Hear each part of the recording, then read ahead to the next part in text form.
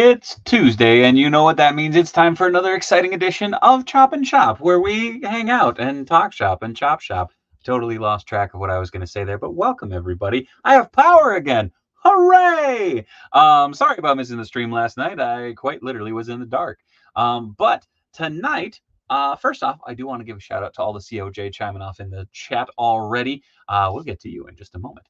But tonight, I am joined by not by one, but two amazing creators. One you know very well, and one you're meeting for the very first time, but are probably familiar with his work. I know I am. So first and foremost, let's launch it over to our new guest, James from Daisho Creations. How's it going, James? Hi, it's good, thank you. I'm really just happy to be here and kind of excited to be part of this. Welcome, welcome, my friend. And then you know him, you'll love him. That's right, it's Magic Hands Tugboat, aka Corey from Casting Cave. Hi, Corey. Uh-oh. Oh no, your signal decided to die out. Oh no! Oh, Can you there's hear me at least? Yeah, we can hear you just fine. Oh, but no visuals?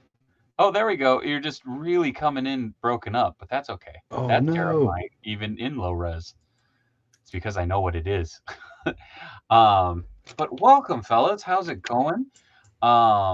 We got a buttload of COJ chiming off in the chat already, so I do want to give them a quick shout out. We got Fortnite in there, Stanley's Toy Channel, Ninth Archer in there, JJ, Jamie Lynn, Epic Badger, Crimson Geek, Fortnite, Nightmare, Pendergast, Theo Mike in there, Crimson Geek as well, Esteban, Mr. Jones. I do have power.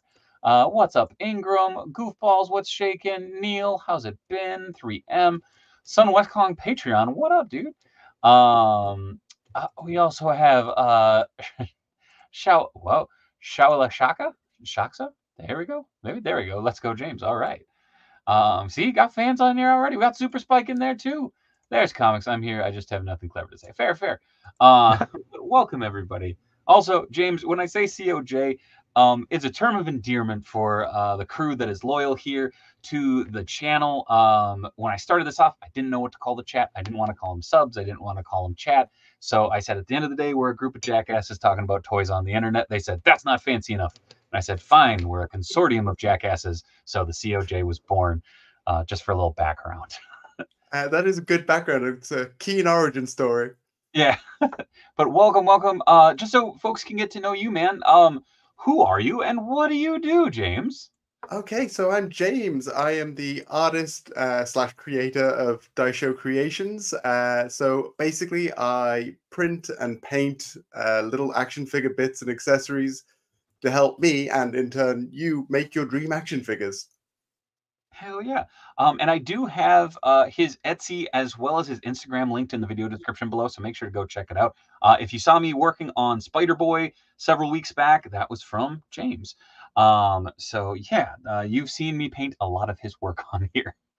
But yeah, man, so like what got you into all this? Like what are you I'm guessing you're a collector, seeing your background. Like Yes. what kind of got you going in this? I have been a nerd my entire life. I collected toys to the point that it was uncomfortable. You know, when you're like, I want to try and get a girlfriend, and you're like, I maybe need to put the toys away for a little bit.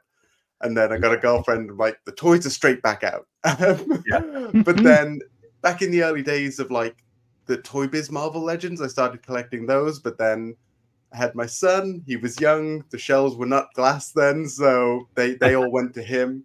I was like, maybe it's time for the younger generation. But then during the COVID lockdown, my partner bought me the Love Triangle Marvel Legends box set. Ooh, and I was just like, that's it. I just want these three guys to sit on my desk. And I'm like, no, actually, like the Jim Lee X-Men, I'll just have those on my desk.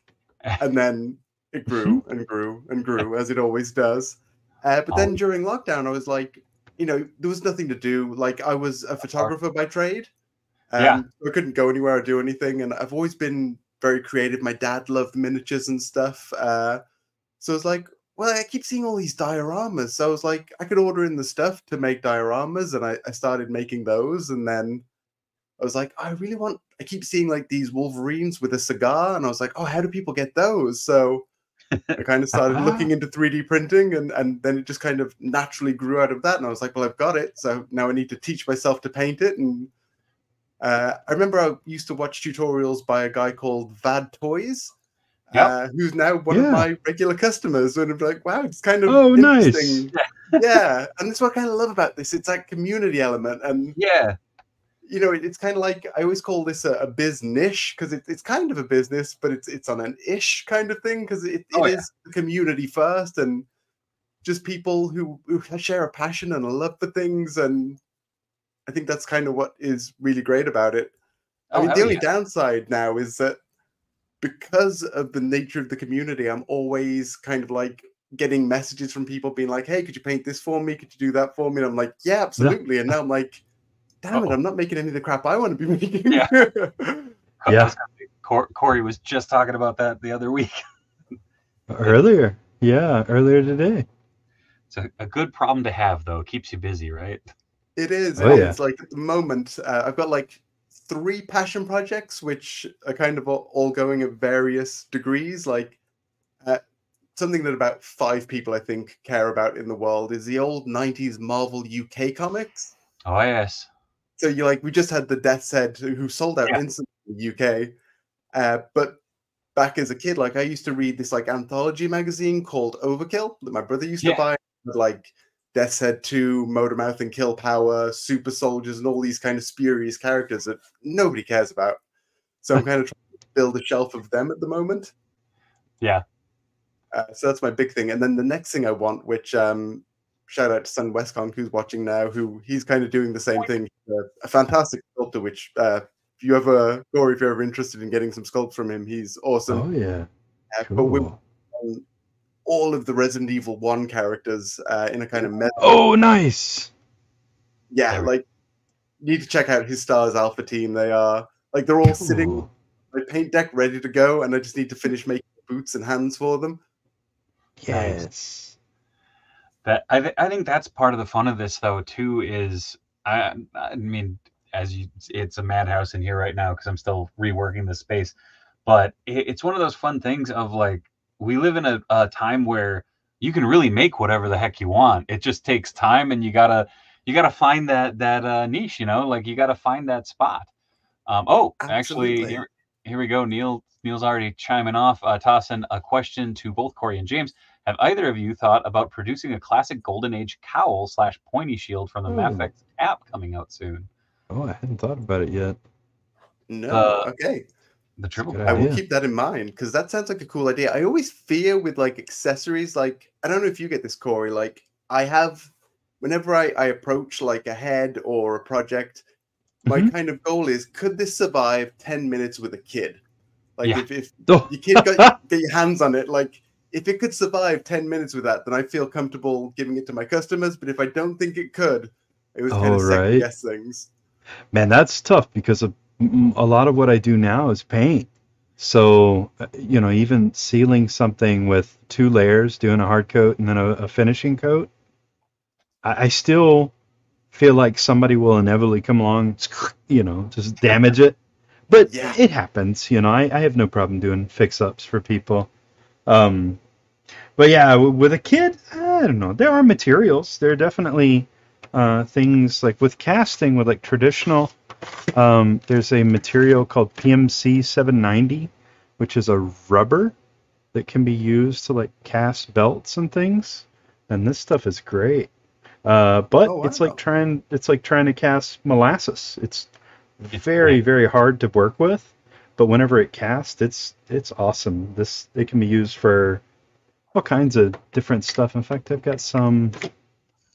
Oh, let's see. I was gonna say I have a couple of your old belts, but they are. I tried painting them and I didn't seal them properly. The rubber is tricky. Anytime you try and paint onto rubber, you got to have something in your acrylic to make it more pliable. But yeah, this stuff is really sturdy. I do wish that I haven't seen a 3D printed material that's as pliable and has a tensile strength for it yet. Yeah, but every day there's something better. Yeah, I was going to say, just looking at you messing with that, because I've been playing around with kind of various mixes with the F69 resin, which I don't know if you've tried. Yeah. It hasn't got that pull that you've got. Yeah, most of what I do is traditional. So a lot of the stuff that I have, it's all like cast it into like silicone molds. So like all of this stuff is all like old school hard casted resin. I have been working with some guys that are doing 3D prints. And so I've got a few guys that have been printing some stuff for me. And it's so good now that it's kind of making me feel obsolete. Like the old heads like me that are doing traditional casting where you have a peg on the bottom, you have to inject resin into the mold and put it into a pressure pot. All of that feels like I'm going the way of the dinosaurs nowadays, and seeing like the 3D print stuff. I'm jealous that you guys can just hit a button, and as long as all your settings are right, it's like, oh look, here it is. It's beautiful. No, no mold lines that you have to clean up and I mean, you still have your supports, but man, it's beautiful. They're so crispy. Yeah, I think it is kind of the amounts you can do and the speed. Like, I do have so much time and respect for the kind of old-fashioned casting, especially like when I was a photographer. I loved processing old film as opposed to digital. I think those arts never truly go away. Like, they will always have a place, and they'll always kind of come back around in popularity. But yeah, it's something I love, but don't necessarily have the patience for. Oh, I know. That was I just had a conversation with a buddy. I was asking him about printing stuff for me, and he said, "Have you thought about buying a printer?"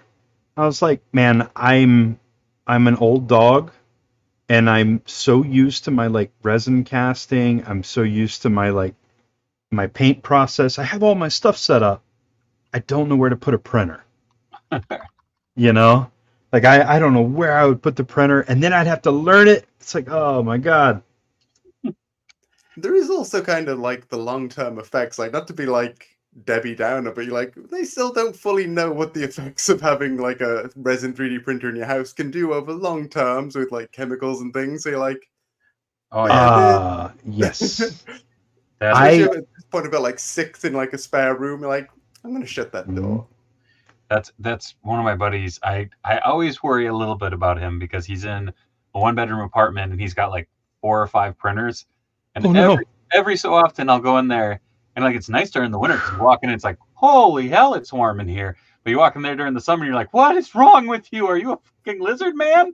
Like, what's happening here? Well, not just that, the fumes that are coming off those resins. Oh yeah. With like casting resins, for a little while I would try out different materials from a company called Alumilite, and there was a resin they had that after using it I experienced respiratory problems. Ooh. And I immediately noticed things like I was getting chapped lips, and I was experiencing inflammation, and I was thinking, okay, that's I'm not using that ever again.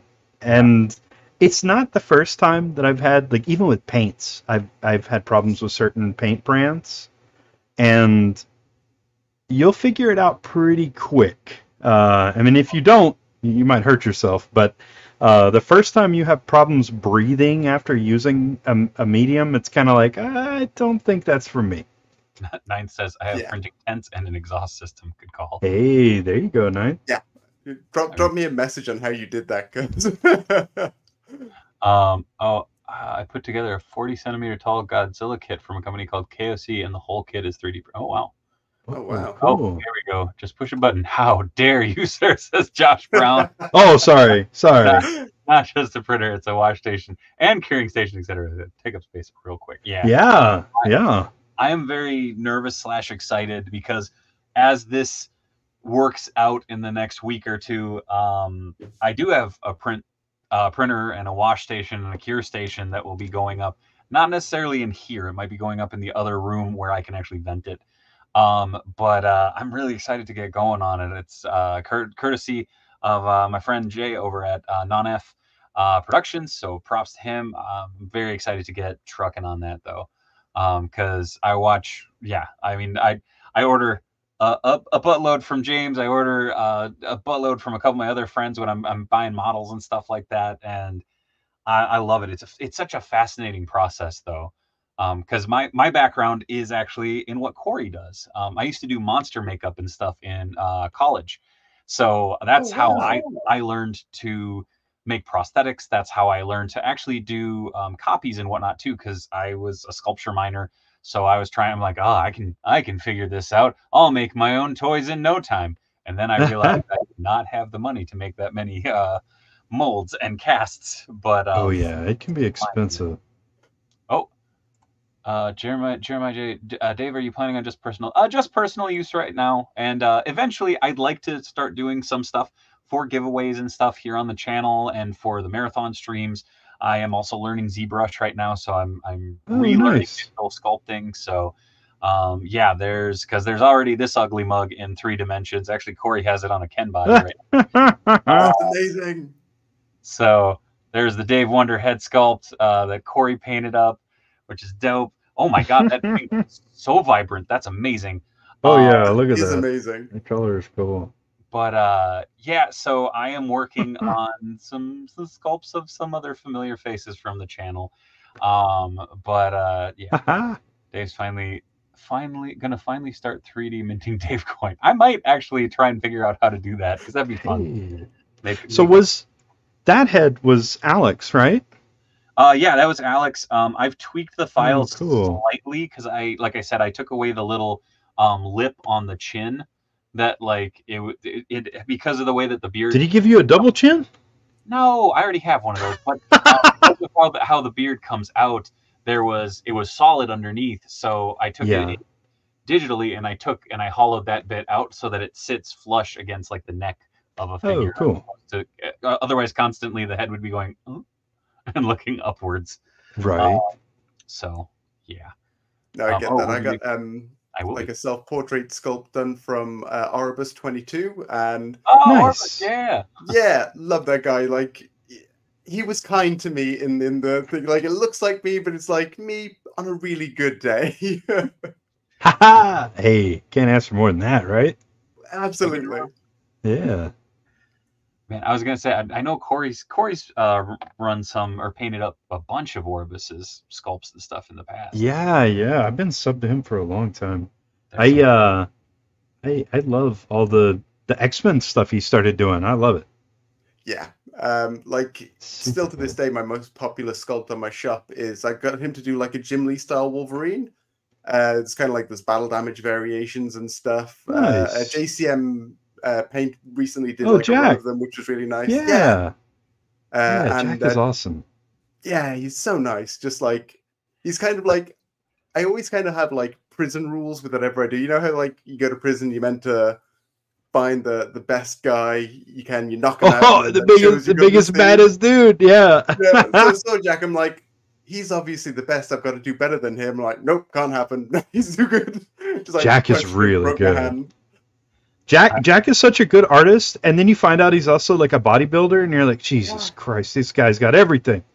I know. I tried to do bodybuilding once, and I'm like, I got good, and I got like to a point where I'm like, I'm starting to look healthy. That's enough. I'm good. Yeah. I'm happy. And put the weight back on. Then I can get healthy again.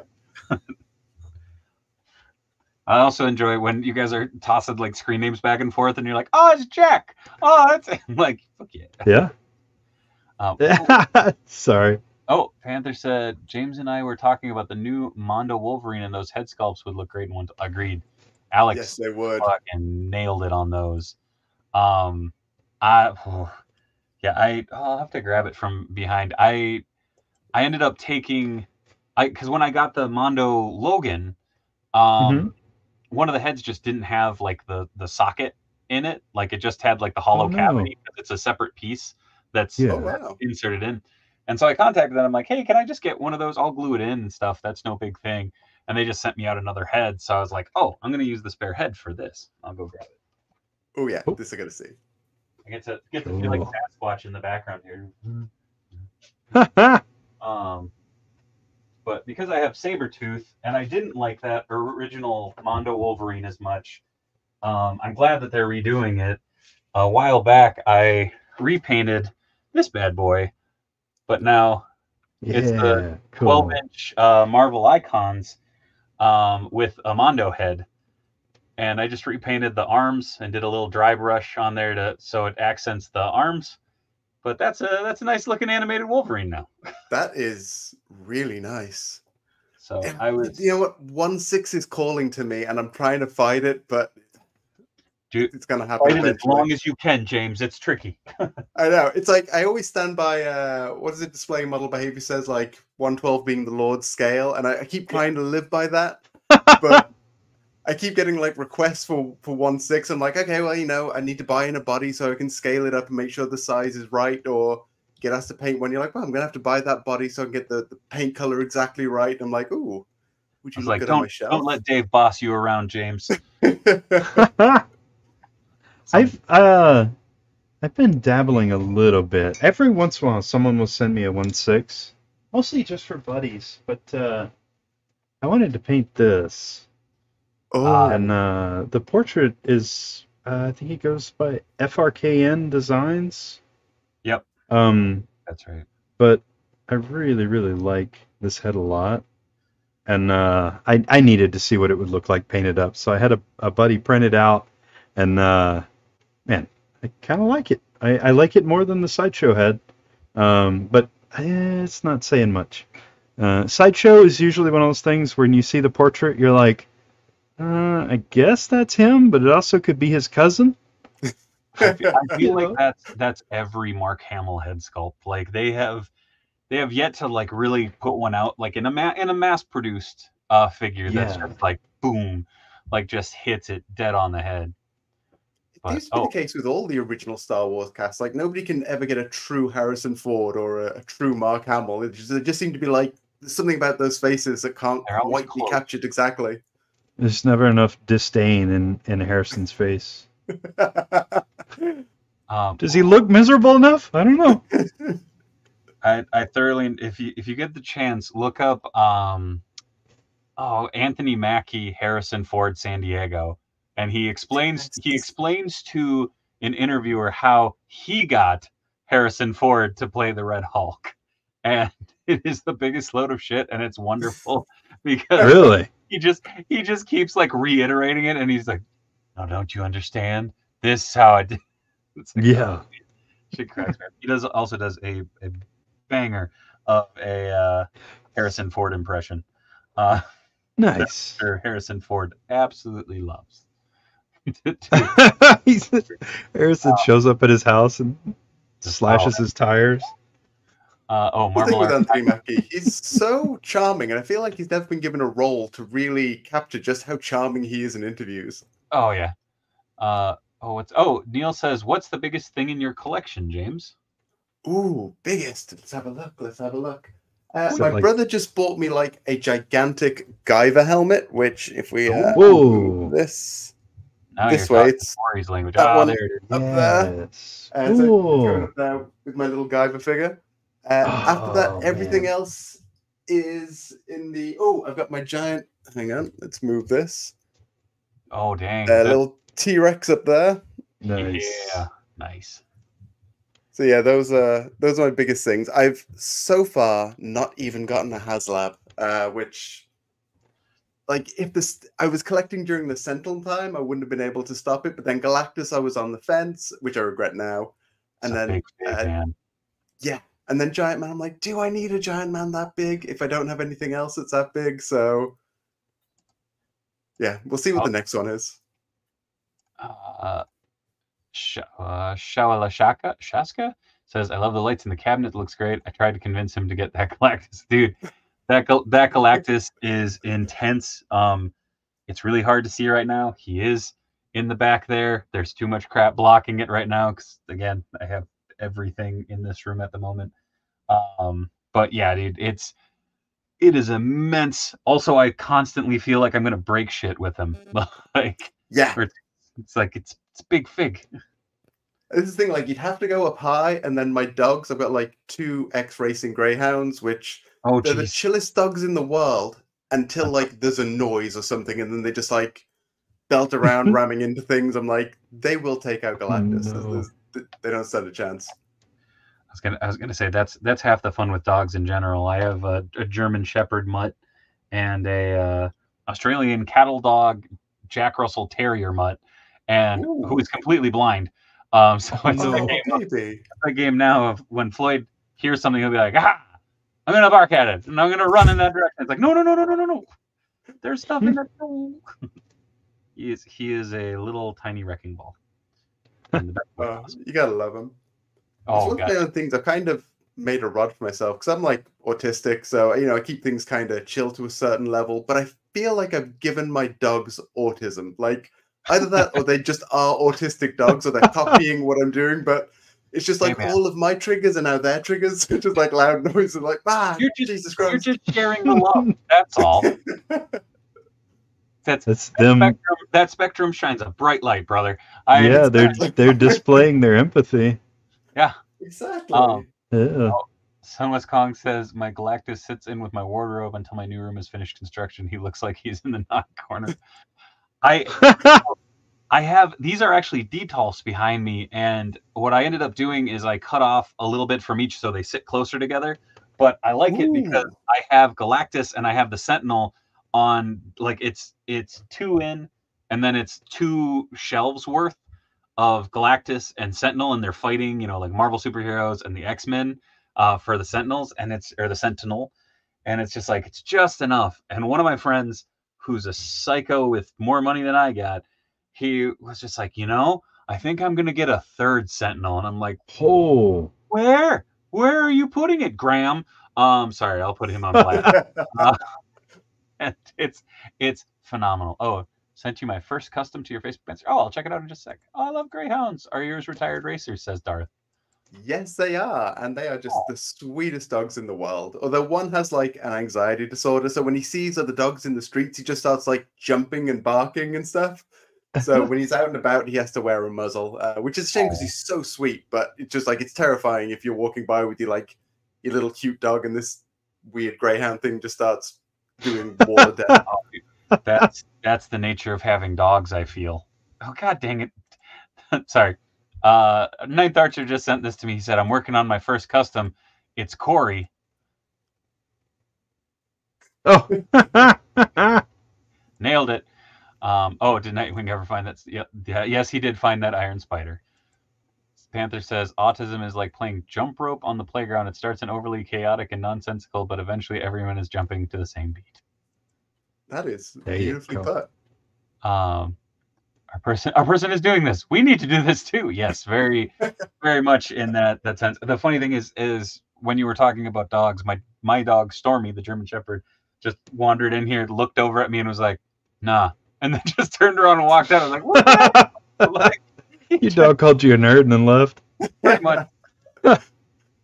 See, today, just like for the first one, I was like, I'm going to keep my dog out because they have a nasty habit of just like licking their bed, and it's got like a waterproof cover, and so it just makes the most ungodly noise. I'm like, he can't be in here, but he was crying outside, so I had to let him in. So he's asleep at my feet now.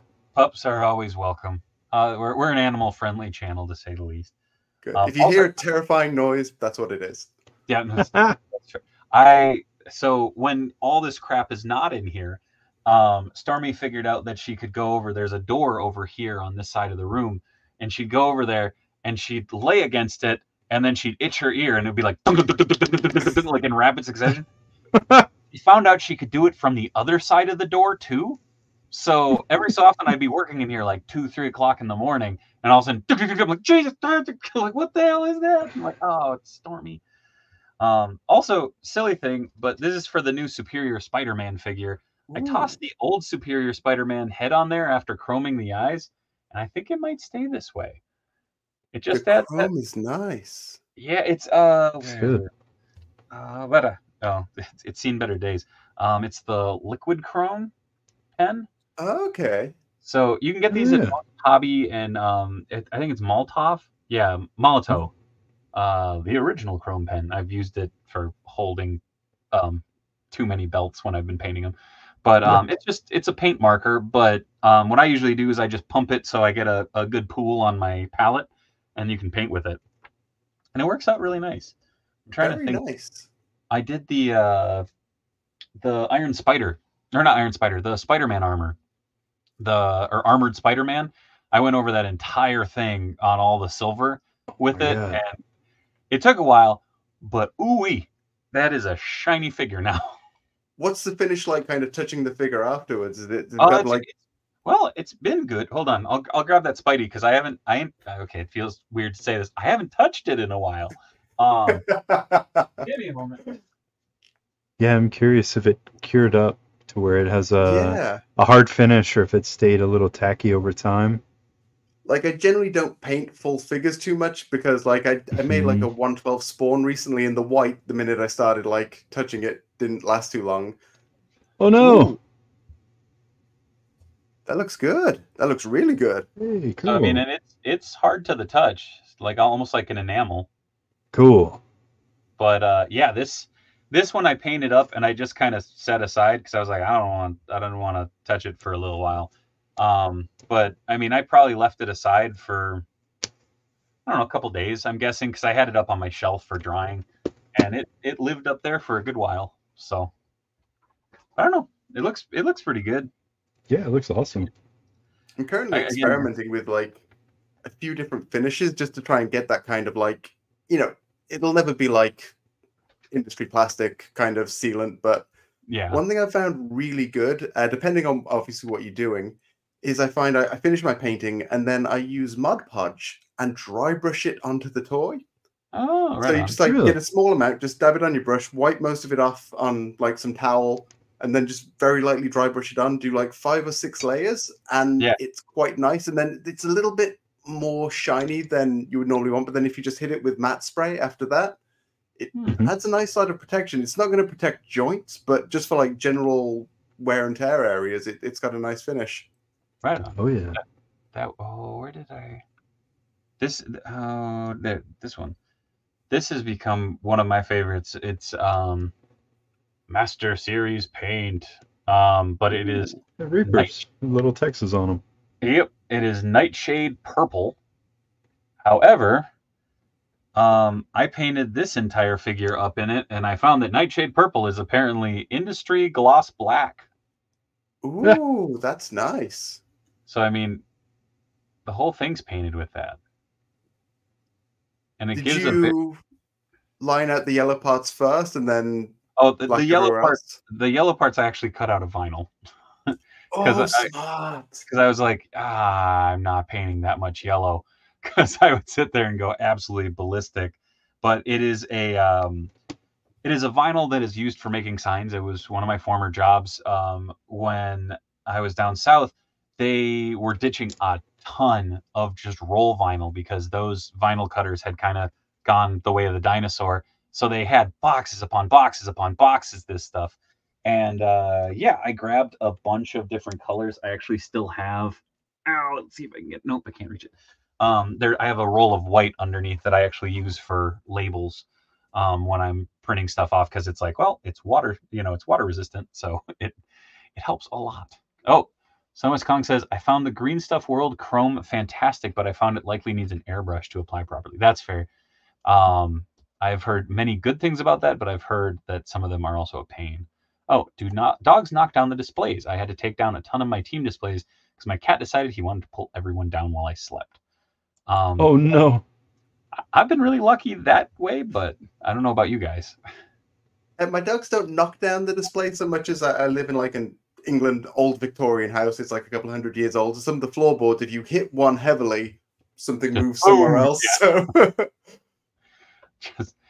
So it's action and reaction. That's all. Exactly. Oh, I love the Vallejo paints and finishes. They have such brilliant colors. Also, I recently discovered a paint called God Ideal,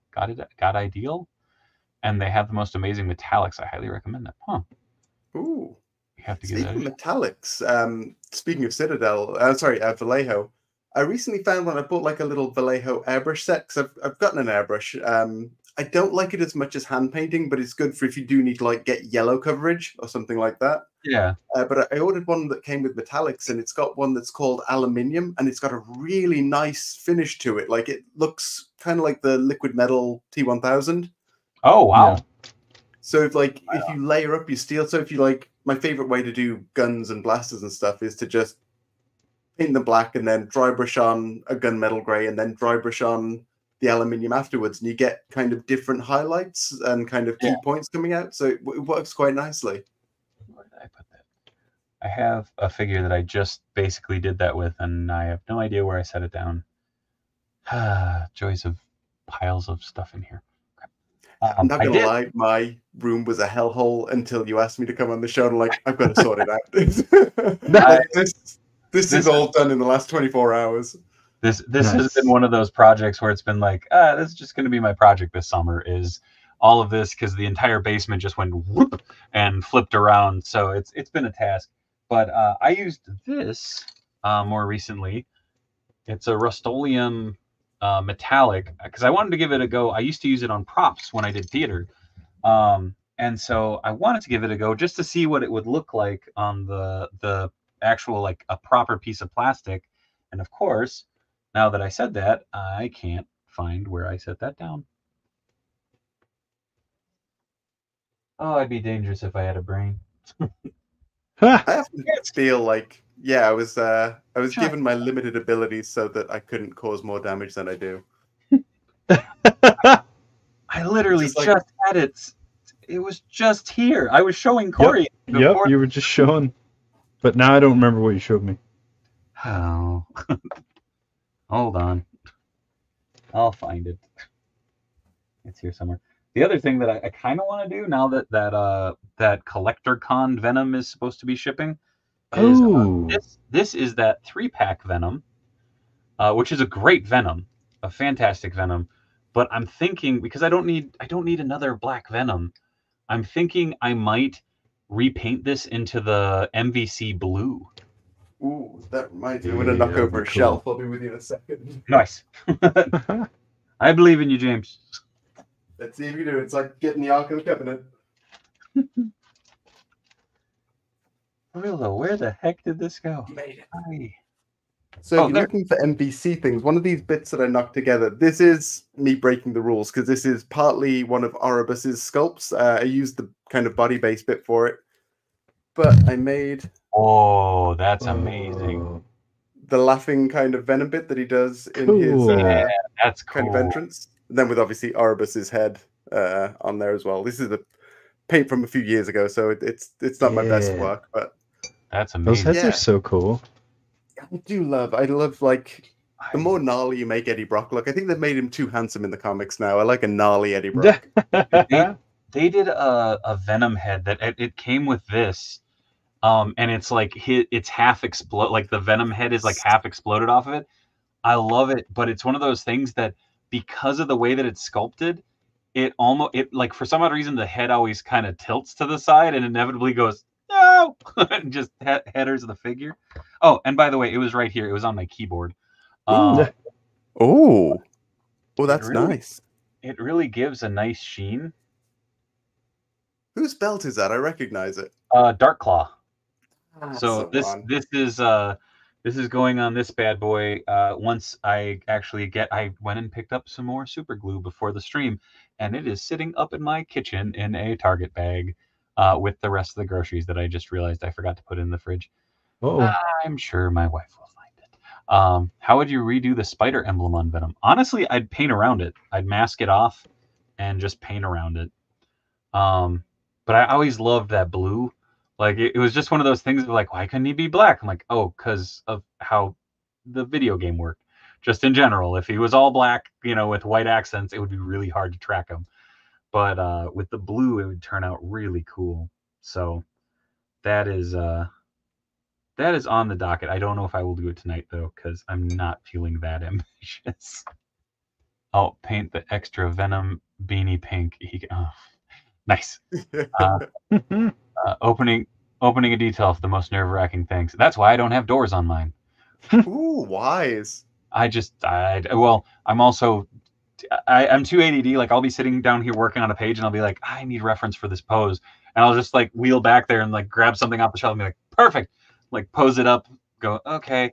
And then put it down and then come back and draw it up. And I don't know. See, that's how my room gets chaotic, because I'm the same. Like, I need to paint match this one, pull it out, goes on the side. This one goes on the side. And it's just like, they're never going back. I will always feel bad. The worst color match that I've ever wanted to do, I made Corey do. Which one? I'll go grab him. In fact, because it is something that deserves to be seen. Uh-oh, what did I do now? I wish I knew what he was talking about. Because it wasn't paint. Wasn't paint? It wasn't paint. It was you casting, but it was casting to match the clear, yeah. Yeah, I'm that surprised that came out as Michelangelo. good as it did. And then I painted it up so that because I hated that they were like, hey, we're gonna do these slime green turtles. I'm like, that's awesome. And then they gave this Mikey the boring Series 1 heads. And I'm like, no, that's Mikey. That is Mikey to a T. Like, this is legit my favorite Super 7 figure. Really? It's a tie between that or this, which is the same figure with the head swap. Nice. That is nice. What figure did that head come with? This figure. So this was that the sewer surfing head? Sewer surfing Mikey. Which nice. I'm a Mikey dude. That figure rules. Oh, but if I have to go with a Mikey, it's got to be this one. Like, I love the neon colors and just it's obnoxiously bright. And I'm very excited because when I rearrange stuff, all the glow turtles are going right up here.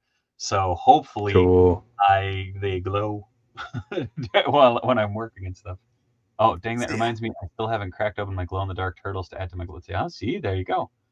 Dave's idea. When in doubt, blame Corey. I didn't say blame Corey. I said I made Corey do it. It's okay. There's a difference. See, again, you're tempting me. I don't have any real turtle representation, purely because, again, once you open that door, where does it end? I would say if you... he's not a good influence. It's true. I'm a terrible influence. Dave is bad influence with turtles. I love turtles. But honestly, like probably one of the best like one and done turtle things that you can do if you can track it down is the Turtles in Disguise set from NECA, because it's all 4 turtles. They come with trench coats and hats and the alternate heads and stuff like that. But they're the first modular heads so that you can swap the bottom of the head and the top of the head so you can have different expressions and such. They are like my go-to. If you say NECA Turtles, okay, granted the 2012 stuff is still coming and 2012 is my jam, but if you want classic Fred Wolf turtle representation / even Archie Comics representation, that is all 4 turtles, 1 pack. And it's one and done. You can be like, this is all they ever made. NECA never made any more turtles after this. Like, easy peasy, one and done. See, the 2 that I've been most tempted by where I'm like, ooh, it's happening. The Mezco ones, obviously, but luckily they were too damn expensive when I was already having a lot of pre-orders that month, and then they sold out. They are real spicy. I was lucky enough to get a set, and they're very cool. I will say this. I was very lucky. I was able to utilize a discount code that helped knock off a fair chunk off of them. And they're amazing. But I will say they are fantastic turtles. However, for the price, you could get a lot of other turtles that are more accessible and more easily to get in hand. Yeah. Jeremiah, I'm with you. NECA 2012. I want to say it will ruin me, but I have already started boxing up stuff to sell, specifically to make room for that line. But it doesn't end. You just choose who the turtle curse passes to. It's like it follows. Yeah. Shaggy. No, I'm not playing that game. Long time ago in a gal. Oh, sorry. Go ahead. Oh, no, I was going to say, I think visually the ones that I'm most attracted to is the Mirage-style red bandanas on everyone. The set that came out recently, just because as a kid, my brother drew that. Because, like, my brother taught me art. Like, my brother and my dad were really great, but my brother was, like, into comic book art. And he drew, I think it was the old Nintendo game cover. Yeah. I had them all kind of posed up, and I was like, that's the turtle. Like, that's insane. They're re-releasing all those as individuals. That's cool. So I can get them again. I know Big Bad has them up. I'm trying to think of any UK sites that might have them up. honestly, the crazy thing is so the individuals here. I'll actually pop them up. The individual turtles. If you order all 4 of the individual turtles, it's cheaper than buying that original 4-pack, and you get 2 mousers and a bunch of extra accessories. Oh wow! Okay, It's that seems like it's kind of ridiculous. Like it was one of those things that I'm like, I feel bad because this kind of shits on everybody that got the 4-pack, and we're like, yes, this is amazing. But yeah, each of them. So you get an Utrom and a Mouser with Donnie. With Raph, you get everything you got originally, plus you get a Casey mask and a Triceraton blaster. For Leonardo, you get a beaten up Utrom droid head and a bow and arrow that came with one of the Foot Elite. And then Mikey comes with the Mouser and the Fugitoid handcuffs. Yeah, I'm getting those. Yeah, I when those went up, I was like, you gotta be shitting me, like, because I felt very bad because I went, no, I'm not gonna get those. When the 4-pack came out, I was like, I got a bunch of turtles. Those are really freaking cool. And then when they came up individually, I'm like, this is gonna be $10 cheaper. And I get, I'm a mouser. I'm a sucker for mousers. So yeah, like, that's such a beautiful little design. I'm like, I get 2 more mousers, plus the turtles, plus all the extra goofy shit. Like, god dang. Oh, I actually only watched the new Turtles film the other day, which I can't believe I missed that in cinemas. That was like Mutant Mayhem? Yeah. Yeah, it's brilliant. Like it would have been a hard day. Like we had dinner late, so my mood had dropped. Like I was not in the place for it. And then we put that movie on. I'm like, oh my god, life is great. This is everything. It's so good, and like it's really fun because I have a 2 and an 8-year-old. My 8-year-old, we went and saw it like opening night. Like he came and worked the opener with me. Super fun. Like I was selling my artwork there. We went and saw the movie, and then he found out when the toys were going to come out. He found out where they were going to be selling the toys, and he said, Dad, can we go and get those? I've been saving money. And he saved up enough money to get all 4 turtles. And he was over the frigging moon. And so he was 7 at the time because he turns 8 next week already. Holy shit. Yeah, so he woke my butt up at the crack of dawn, and we went around to like several Targets to find the turtles. And it was cool. I'm like, oh my god, like this is mad. Like I love it. But he connected to it, which was great. That is amazing. Plus the soundtrack. Also, I'm so jealous, man. Like you guys going to be able to go to like a department store to get toys just kills me. Like the UK, we don't have anything like that. We go to like Tesco or whatever. It's like, no, you've got like the little, like a couple of Legos, and that's about it. Yeah, I was gonna say, David displays model behavior. We were talking on the marathon stream, I think 2 years ago. It was before he went over to Japan again. But he was talking about he found a market near where he was that just carried stuff, and he was blown away by it. And I was like, I don't know what to tell you, man. Like the land of Target and Walmarts, they're friggin' everywhere around here. Yeah.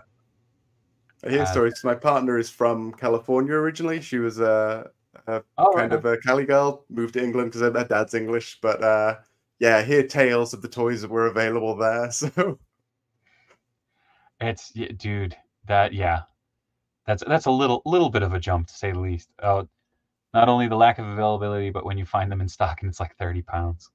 Mm-hmm. I stand by. I joked around with Dave about this before, but I'm like, what we should do, just set up a quarterly package. I'll just pick stuff up for you and then just ship you over a Mondo package. It'll be fun. But it is almost the top of the hour real quick, so I do want to toss this up before anybody else asks for it, because I've seen you guys asking for it already, COJ. I'm listening. So here you go. Here's a little bit of madness from across the pond, James. So enjoy. Do you feel like a champion? Do you worry that you don't look like a champion? Try Enhancement Talent Clothing and Gear. At our state-of-the-art facility, you'll find wall art. Not one, not two, with a spectacular 3 cats. This thing. Top-of-the-line sewing equipment that Enhancement Talent has used to make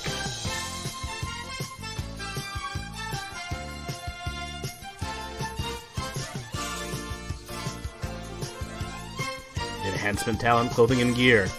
Let us take you to the top of the card.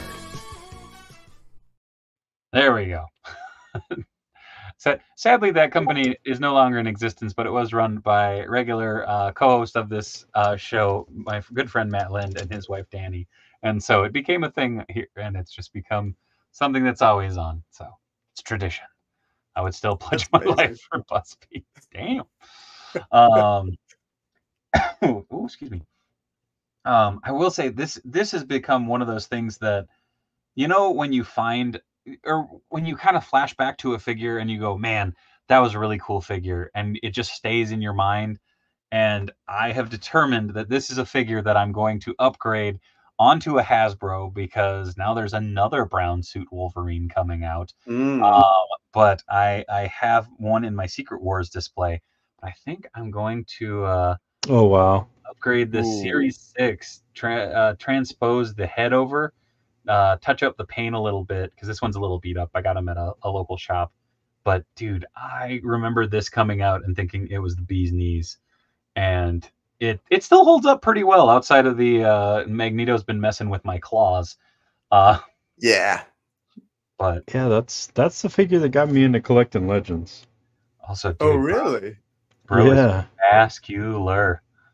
The green. Oh, he has those weird gray veins all over him. Oh, I had just the like on Marvel Legends, just having really great paint. Yeah. I don't have many of my Toy Biz ones left, just from selling them, from people taking them. From there was a time in college when I had all my Marvel Legends up on my bookshelf, and I was all proud of them, and someone busted into my dorm and went and swiped the entire shelf. So I was like, I only recently reacquired one of them that I had been sorely missing, and I just could not afford forever. But that Spider Hulk, that thing. Man. Was immense. Toy Biz Gambit still holds up for sure. Outside of the goofy, like Toy Biz ball joints, but granted, those get well hid by the trench coat, which is lovely. Used to love the Deadpool figure from that wave. Hell yeah, that was a great one. I still have Dupe on my shelf. He's over on my X shelf. Yeah, we've never got him back since, have we? No, I'm a huge Mike Allred nerd. So I was like, that's staying. I think the Deadpool, sadly, was among those that got removed, shall we say. But yeah, I don't know. This one, I have flashbacks to like the old Nintendo game where the health that you would get were burger and beers. Totally appropriate for children. I still love the shit out of that game, though. Oh my god, I still to this day, like, I'll let Wes say something. He just said, I remember that Spider Hulk was everywhere in toy shops here. Crazy to think how rare it got. Yeah. Same. TK Maxx, which you have TJ Maxx, like he used to, I remember going in, I already had one, but there was like a row of them for like £2.50 each, which is crazy. Whoa. Yeah, they just got discounted and discounted and discounted, but yeah. See, now you wish you would have grabbed them all. Oh my god, yeah. But going back, like, I love video games, but I just like what I like. I'm always like, why play something new when I can play something I already like? So I still to this day go back and play Clone Wars on the Mega Drive or Genesis. Like the opening to that game with just like the little digital snow blowing. There's like no entrance. You just start there and you're being shot at. You're like, yeah, it's so good. Like, X-Men Children of the Atom was one of those. The fighting game was a big one for me because growing up, my mom worked for a rep firm, and Capcom was one of the companies that her company worked with. And I remember we got legit a blank CD that had X-Men COA on it. And it was a test. It was supposed to be a test thing for testing out to see if the port had worked properly for English. And I remember that was our copy of Children of the Atom for years. until it just randomly gave up the ghost and was like, no. It's like, it was so cool. And in hindsight, I'm like, God, I wish I would have just put that in a jewel case and had it set aside, because it's kind of cool, like that, almost like pre-production style stuff, you know. Plus, that Sentinel design was amazing. Yeah, again, check out Wes, who keeps commenting. He has done a bunch of Marvel vs. Capcom heads, and he's the only person that's made that Zerg, which I'm currently putting, not Zerg, sorry, Sentinel, which I'm putting on one of the Zerg bodies, Zerg like bodies. the slightly smaller one, which should, Cool. because he's got the kind of neck design, so it fits right in. So that's on my list of things to make, because obviously I don't think Hasbro can make that version. Hasbro is doing the video game ones from the X-Men arcade game, and I will argue, I'm guessing we'll get an MVC one eventually, but it'll be like a deluxe figure and probably slightly tweaked. Oh yeah, because it's like oh no, go ahead. Go ahead. I was going to say, it's like whenever they do a figure that's clearly Marvel vs. Capcom, it's almost like they can't quite say the words Marvel vs. Capcom. I think there's like a legal wrangling there. Probably. Oh, we had an arcade bar nearby that was closing down recently. Myself and Shola Shakska, God, I'm going to butcher that every single time, went up to play some stuff and got so into X-Men arcade game, amazing game, I wiped the floor with him. Damn. I do remember pumping quarters into that arcade game. That was a favorite growing up for sure.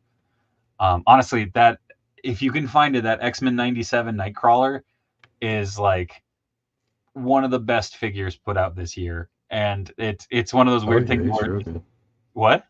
He's awesome. Yeah. He is. And it's that thing of, it just hits so friggin' hard. I had him on my desk, and of course he fell behind my monitor now.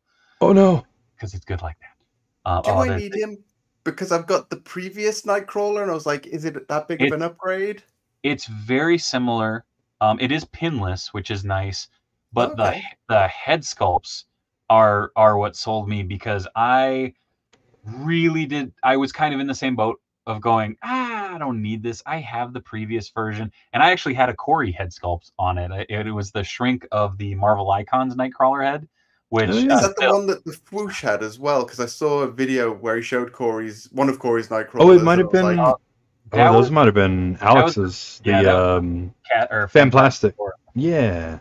I'll put it this way: the figure was so nice, I ended up buying it twice. I have my stash for unboxing stream underneath my desk, so I apologize. Give me one moment. Because, of course, I went, oh, I need to get to this. It's like the furthest thing in the back. Ah, where'd it go? There it is. It fell. Boom. Oh, hello. But, yeah, it's got the yellow eyes with the very, like, Cockrum era shading. I mean, outside of that, it is pretty much the identical figure. It's pinless. Actually, here, I'll just do this because that's a better picture.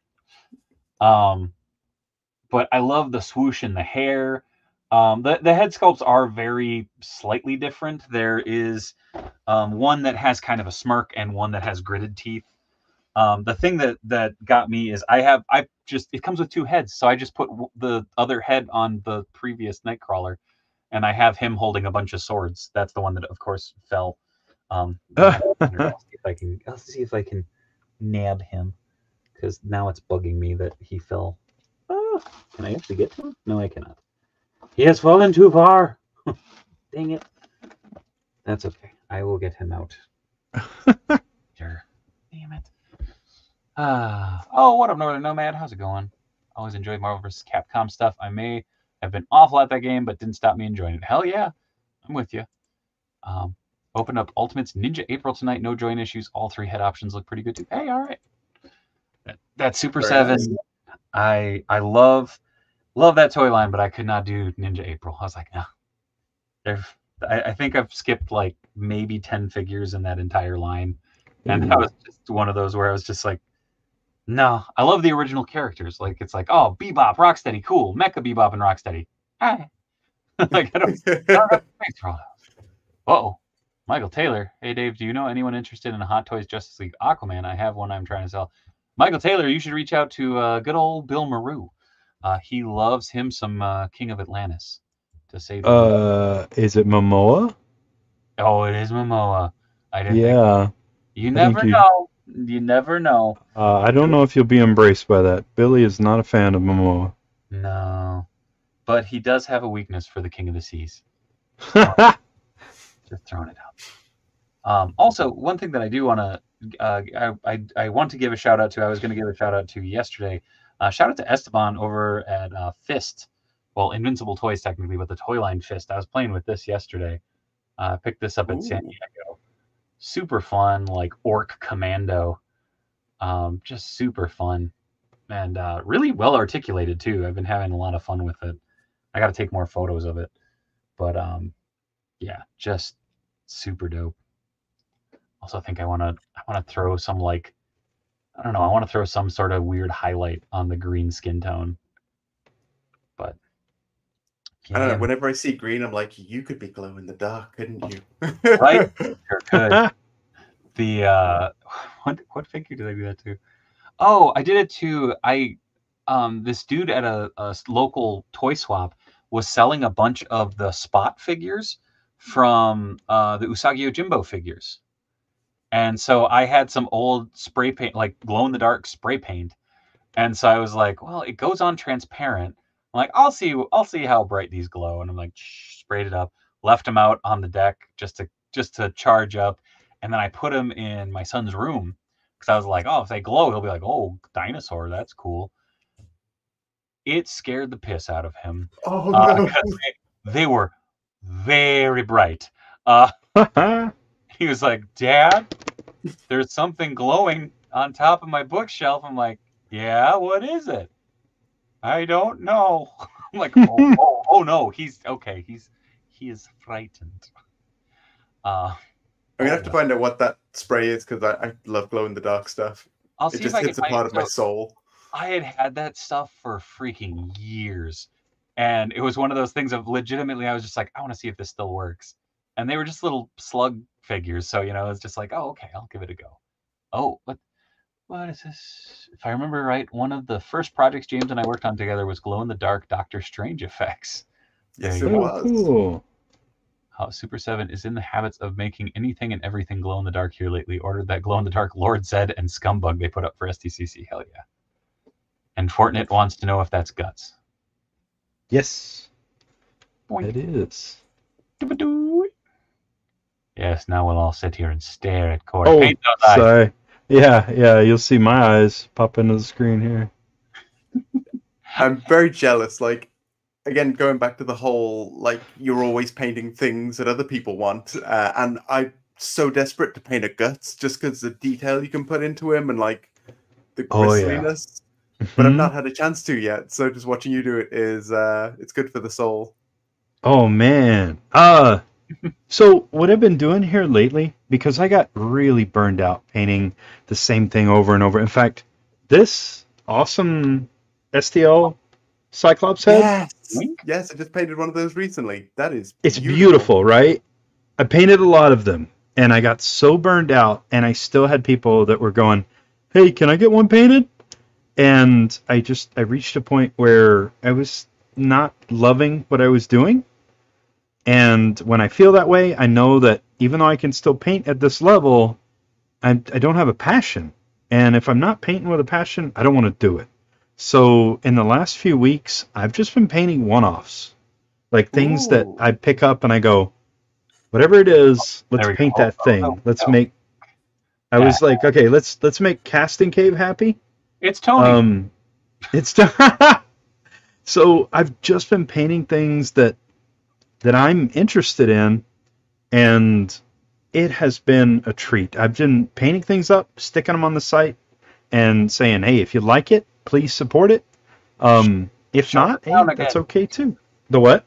Show the clown again. The clown. Oh, man. Yeah, I saw a picture of that clown earlier, and that is... Yeah. This thing is haunting. I hate this thing. He showed it to me when I was talking to him earlier today. I was like, oh, God. Look at that thing. Why? So wild. Yeah, this is too much. It was fun painting it, but looking at it now after painting the thing, I put a lot of work into it, but It's terrifying. I don't like that. I don't want that in my house. Please, someone buy it. Get it out of my house. I like that you're like, oh man, it was super fun. Get it the hell out of my house. Yeah, get it out of here. It's too scary. That was I had one thing that working with a local comic shop here, Hot Comics and Collectibles, I used to do toy restoration too for people. So if they had something that was banged up, or a toy from when they were a kid that they wanted to repair it or like spruced up, I would repaint it, I would fix up the joints, I would do all that stuff. And this dude goes, "Hey man, could you touch up the paint on one of my favorite toys from when I was a kid?" I'm like, "Yeah, sure." And he said, "Yeah, it's Blade." And I'm like, "Oh, cool, like the Wesley Snipes Marvel Legend." Nope. It was the Blade Puppet Master, life-size puppet. Oh, shit. And so he brings in this box with my name on it, and I'm like, "Oh, cool! Wow, that's a big box." And I opened it up, and I loved Puppet. Like Puppet Master was one of those horror movies as a kid that I was always like, "Oh, creepy! I'm not gonna watch this now." Opening up that box, oh, I damn near screamed bloody murder. I was like, "Whoa, what the hell is this?" Like, it was just all hard up because, he moved around a lot. And so, like, he'd toss it in a box with a bunch of stuff and it'd get scraped up. So I repainted that whole thing and it sat on my desk. And I had a little marionette stand for it so that it could sit upright so it didn't just go. And like, even thinking about it now, because I'd come down and my studio's in the basement. So, like, I'd come down and you knew it was down there waiting for you. Just be like, "Oh God!" I think that was the fastest I ever got that thing done in. I got that thing boxed up. I brought it back to the store. Mike's like, "He's not going to be back in town for like another week or two." I'm like, "It can sit there. I don't care. It's not sitting in the studio." Chain that box up. Yeah. What are you doing? Nothing. Clink, clink, clink, clink, clink, clink. Bouquet says, "Oh, look at his tiny little hat." Panther says, "Corey, would you ever consider making a Golden Age Batman head in honor of the Caped Crusader show?" I'm the last person to ask about Batman stuff. That's true. I am not a Batman fan. Are you not? No, I think that Batman is an icon of child endangerment. I don't like. Yeah. Every time somebody's like, "Oh, I love Batman," I'm always like, "Why?" I'm just gonna say this, Corey. If you shrunk down this McFarlane head, you'd make it. I could put a bunch of them in the trash, huh? Yeah. The funny thing was, originally I was going to use this to make Dark Claw, and then I found, I think, like I said, I think I got this from you, James. I'm not positive. Yes, that is a sculpt by Jay Sirion, who sadly has temporarily retired from sculpting. Oh, whoa, really? Why? Yeah, a bunch of his stuff got leaked and stolen, and it's on legal websites. And I think it just hit him really hard, so he's just like, "I'm out for a bit," which is tragic. Like, I came across a website recently, which I will not mention its name, but I found there was, just to throw out names, like Oribus's, Sun West Kong stuff on there, and it was just like, there's so many recasts and stuff out there on eBay and stuff too. Like, that's why legit, like, I've tried more and more to grab from like Etsy stores or, direct on Instagram or something now, just to try and support more directly. Cause old bud of mine, I haven't talked to him in a minute, but Tony May was the same way. He pulled sculpting for a good while because he found a bunch of his shit got recast. Which was wild. And he went off when we were talking one time. I'm like, I get that you're angry and I'm sorry about that, but god dang, that's a lot of caps lock. But it's difficult because keep that around. Yeah, but the Tony May stuff is great. I mean, it's such there we go. Sunwest Kong put it well. The theft in the sculpting community is absolutely insane. It's incredibly hurtful and demoralizing to us, the hours we put in just to have them all stolen. Do you wonder if more of the sculptors would want to pair up with, say, someone who can print, someone who can paint, and just do a limited run of something they create, as opposed to the Patreon model? I appreciate it. I love it for what it is. But it feels like those poor guys are just constantly having to grind to put out X amount of heads every month. And I know that feeling. Like, I know, like, when I'm painting stuff, I'm painting so much stuff that it starts to feel monotonous. And I know those sculptors have to get to a point where they're like, what if this month I sculpted something else that made me happy? As opposed to, because I'm sure STL feels that way, where, like, STL takes requests, right? Votes. Yeah. And every month we get, was that 9 heads? It's three portraits. Three portraits with different expressions, and they're beautiful, right? But I know that STL has to get to a point where they're like, oh, I got to do Cyclops, I got to do Wonder Woman or Batman. I don't want to do that stupid character. And I bet they do get to a point where you don't want to phone it in, but you know it's not going to be the best. Yeah, for sure. And it's funny, I did speak to STL, and I don't in any way, this is not speaking ill of the process that he set up, but just due to the nature of the Patreon model, like, everyone gives their suggestions each month, and there's, like, really interesting characters, there's spurious ones, you're like, this is exciting. And then when it goes to the vote, it's going to be Batman, Nightwing, Wonder Woman. Every time, it's like... Yep, every time! Like, cool! Oh, what interesting heads I'll never see. Yep, you're like, oh, I don't want those Batman characters. But hey, we got Marrow. That was really cool. Love the Marrow, which I've not actually put in the shop yet, which I need to, because that is, which again, liking it back to Sun Westkong, he made a Marrow torso, which I need to now print. So yeah, so get those combined, and they should look really good. But yeah, speaking of STL, he's the guy I've gotten to make a lot of my Marvel UK heads, so like Motormouth and Kill Power and all those. That's which nice. are on the shelf over there, which are barely visible, but... Hold on. Boop. Oh, here we go. So, if we can see these guys here, up there. And you know what? I'm going to go grab them. I haven't officially displayed these yet. Sun Westkong says, finding time to work on my own personal sculpts is super difficult. Yeah. Yeah, especially as I keep bugging Wes for stuff as well. So this is a character called Super Soldier, which... that's neat. Yeah, he was pretty great. He had a great fight with US Agent back in the old comics. And then Motormouth. Oh, wow. Which she's pretty great. And then her partner, Kill Power, which I sculpted the armor and guns for. Those these are ones. awesome. Yeah, it's just nice to get, like... That's too cool. And then one bit which I was quite proud of, just to keep throwing stuff at you, because, you know, you're a captive audience. Do it! One of the cool ones with the old Marvel UK line was a comic called Warheads, which were essentially just, like, mercenaries that were sent into, like, different dimensions. So I got, like, Colonel Liger, which was... that's neat.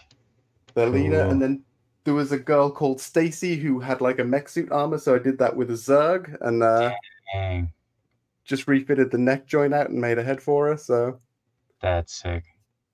That's my current little passion project until I can work on the Resident Evil 1 Stars team, which I just need boots and hands. I feel like those are the fun things that like you end up hitting. You know what I mean? Like, when you get a chance to finally work on those teams and stuff like that, it's just that cool. Like it's that thing of going, this is what was up here, and now bloop, it's right there.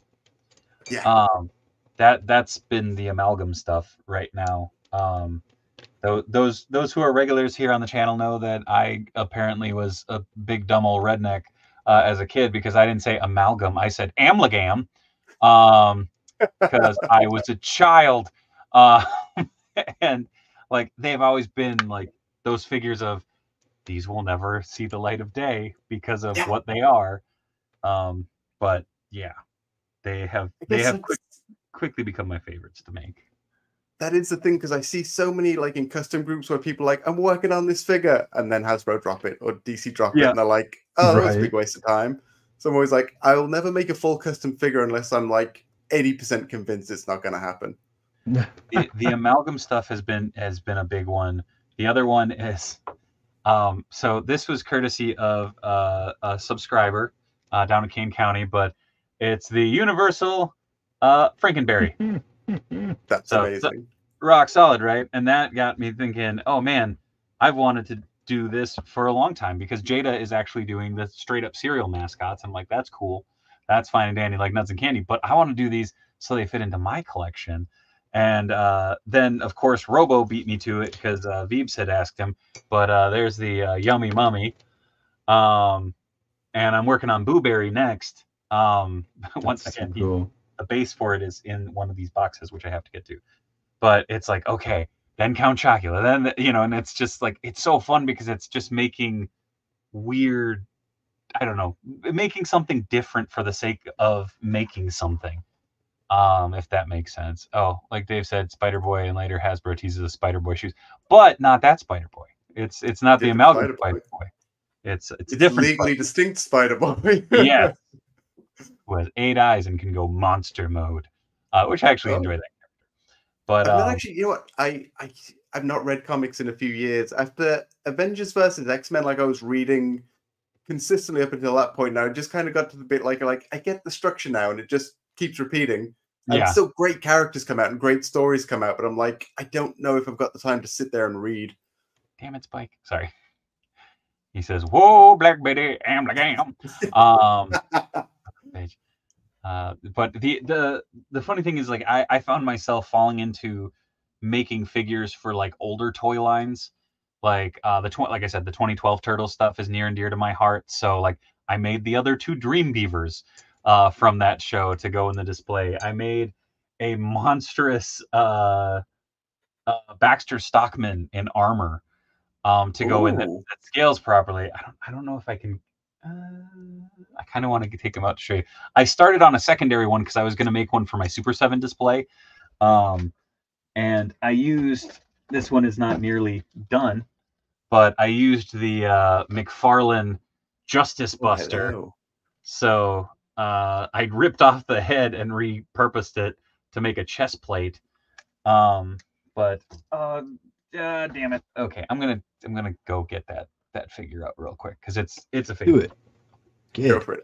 I do love McFarlane's big figs. Like I don't collect the kind of standard ones because they're not the Lord scale. So the big figures you can fudge in. Like I've got my big Dark Side and Doomsday. Oh, did you get the new?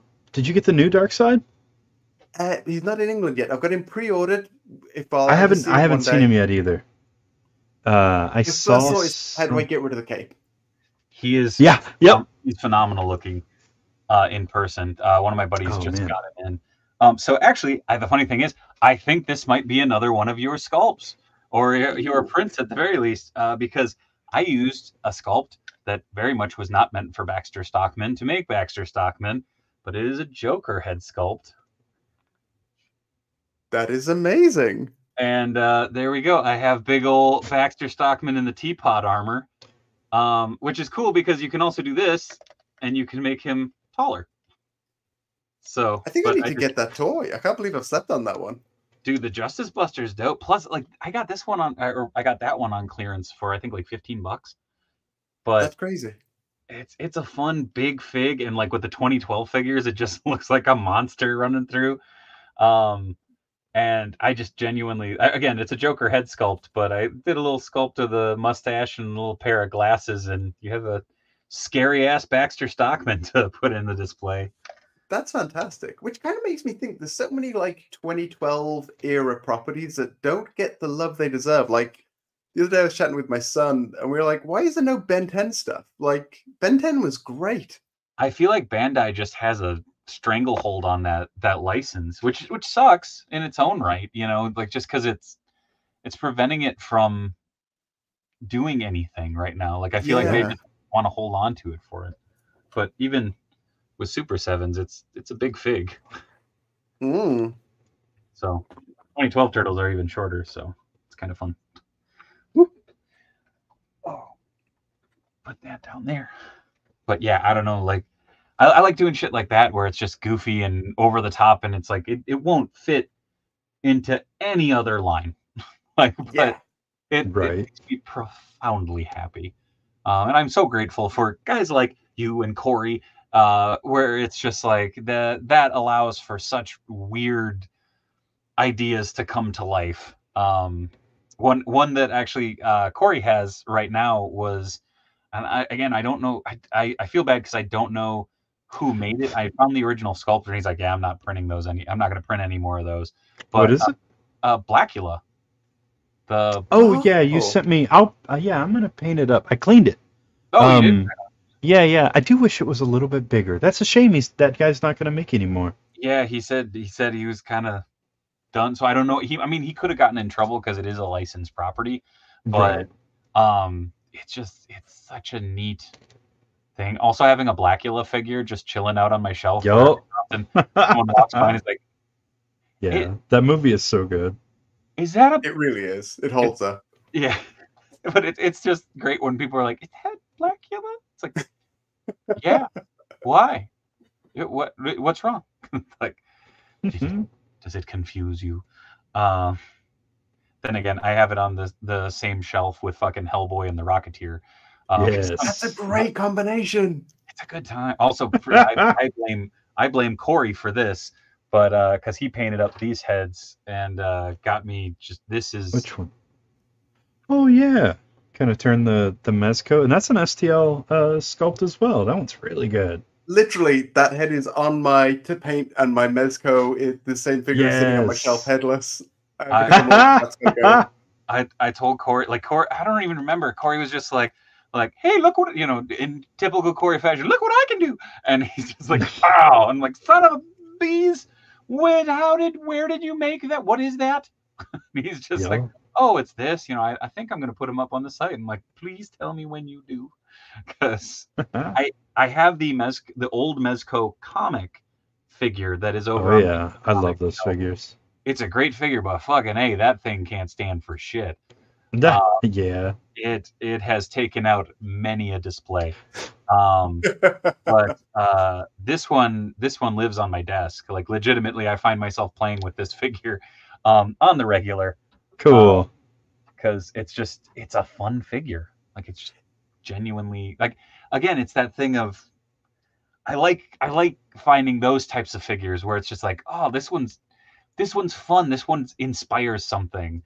Like, that's why I'm kind of really excited to get this back into like where I can set up my displays where I can see stuff again instead of being like, look at the confetti. Yeah. But it is funny when you find like a figure. Like the other day, I ordered a bunch of stuff from Hasbro Pulse, which I don't like to do because I like to support the independent retailers, but it was an exclusive.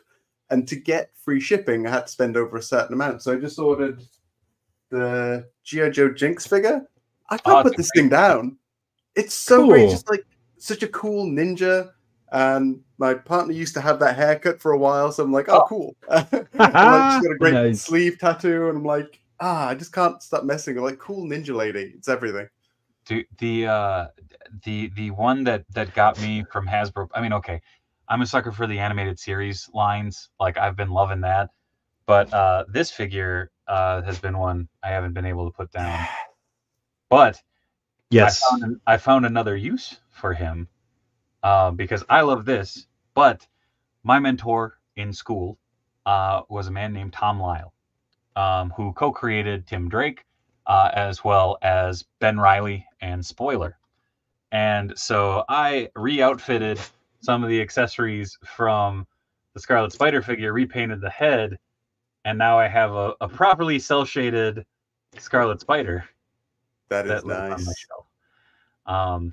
And this is one of those silly ones where it's just like, Tom unfortunately is no longer with us, so it's one of those things of having on my shelf is just one of those things of like, oh, it just kind of hits, and it makes me super happy. I love the standard release of that figure, that standard release, like bright red, brilliant, absolutely gorgeous. But I'm like that goofy 90s cell shading, like heavy hatch, heavy everything. It's like, oh, yeah. I've got like a lot of Ben Reilly figures because it was my age. I'm a sucker for him, but I think the Hasbro one is better than the Mafex one by a country mile. So I nice. My Mafex one is sitting on my sale pile right now. Yeah. I can't even sell it. Like I really struggle letting go of it. I get it's the autism thing. Like I emotionally impact on everything. Like I struggle throwing garbage away because I'm like, oh, I love you now. Yeah. Um, My FX one, my logic for selling figs, because I'm very much the same way, but is I'm not enjoying it anymore. I want someone else to be able to enjoy it. And that's always been my logic when I'm selling stuff. And it's like, granted, there's a lot of this stuff that's over here that is in boxes that's like for sale. So it's that game of like, I really just need to take this to a store, and I know I'm going to get raked over the coals, but I just need it gone to have the space back. Yeah. Just because it's like, ooh. But I will say, I know you love that Lord scale, but this is a damn fine McFarlane figure. Yeah. Like clean. Also, it doesn't. I think it's an amazing McFarlane figure because it doesn't look like a McFarlane figure. You know what? I was kind of, you pull it out. I'm like, what's this? This is. So this was I know over here it was a Target exclusive. This was the digital asset figure. So you could get this and then get a digital figure of it, a not NFT, but a TFT, a TOT FT. I don't know. But this and a few others from McFarlane have made me go, oh, shittles. I really, really like that. Also, because like the head sculpt even doesn't look like a McFarlane figure to me. No, it's nice. Yeah, it's just a clean figure. And yeah, it again, it's one of those where I'm like, crap. Because you talk about being of a certain age, there are certain figures that really impact you or that stick out in your mind of like, I want that. One that I could not pass up. Azrael. Cool. See, I've never seen any of those figures. Around here, we don't. Our McFarlane stuff is all the stuff from 2 years ago still. This all the ones that they couldn't sell. Yeah. This one was the thing is that this, like, it hadn't even been like found elsewhere. And I walked into a Target. I was picking up diapers for the kiddo, and I was like, you go into a store, you always check the toy aisle.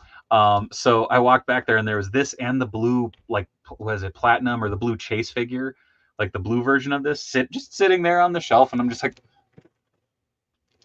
I'm gonna get those. Because the thing is my friend Jimmy actually made this suit for cosplay. It was his first cosplay that he put together. Shit.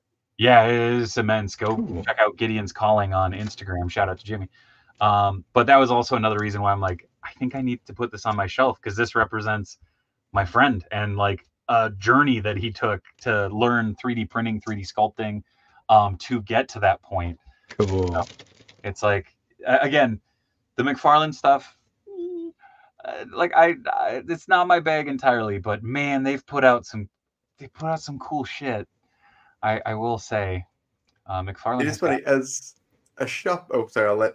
Oh no, you're good. I was just highlighting. Okay, I was going to say my main issue with McFarlane is as somebody who sells sculpts, trying to scale for each McFarlane head is like he like 112 heads on 110 bodies with necks and heads that do not like to match together.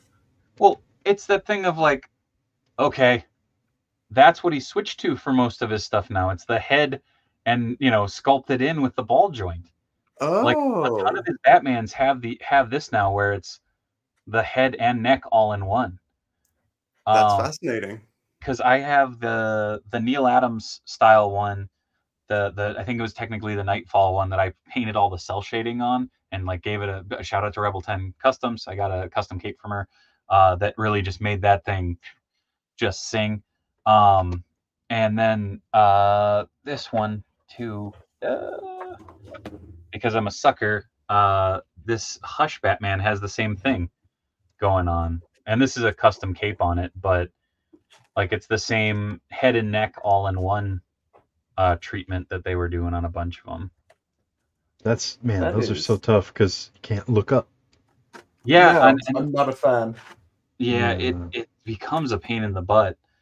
But it's like this Batman has been sitting on so behind my monitor and my camera, I have my old Castle Grayskull shell. And so I have a bunch of figures set up on that. So I have him like literally he's grappling back and holding on to the thing, and then I have there he is. One of our buddies that's been on the show a handful of times told me that he said that all of the McFarlane toys feel like a first pass. Like they sculpted it, and then Todd said, "That's good, get into production." Nobody stopped to ask questions about it. They just made it.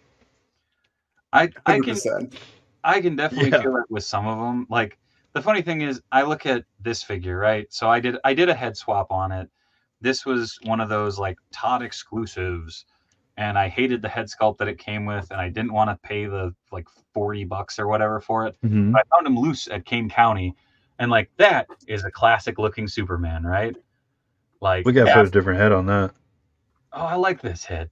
Oh wait, which head is that one? This is the Fleischer looking. Oh, I thought it was the I didn't like the Old Man Earth 2 looking head. Yeah, that smirking one. Yeah. But you look at this and it's like, that's a cool looking Superman. And then you look at the back and you're like, Todd, did you ever look at the cape? What? Look at the size of this. Yeah, see, that's what I'm talking about. All of it's like a first pass. It's good enough. It looks like somebody stapled paper onto it. Pretty much. Like the thing is, in person, the cape's not bad. Like if you pose it like that, it looks nice. It's wired and whatnot, but it's like, yeah, I don't want to show that.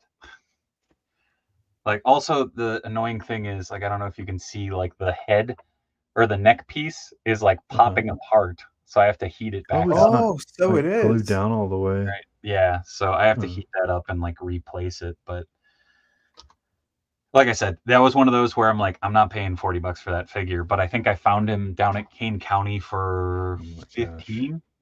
And I was like, yeah, like for that, I would like that figure for 15. It has a wired cape. It has everything that I like about that Superman. So it looks like a Robo custom. Yeah, just nothing in the back. Much love, Robo. Todd was too busy talking around in his bare feet to pay attention. Yeah, he does that. Also, since we're shouting out Rebel 10 Customs, something I haven't had a chance that she made for me recently is the Stars Alpha Team vests. Whoa, cool. Finished these yet, so there's the Wesker vest all starred on the back. So I got that's sick. Chris, Barry, Wesker, and Brad's vest, which I can't wait to get them finished. Dope. And she did an amazing job. I've kind of sent her a bunch of other things I need, but she was busy with Comic-Con, so... That's fair. Oh, man. Dude, my brain just went to mush. Oh crap. It was a third-party figure of the liquor from Resident Evil 2.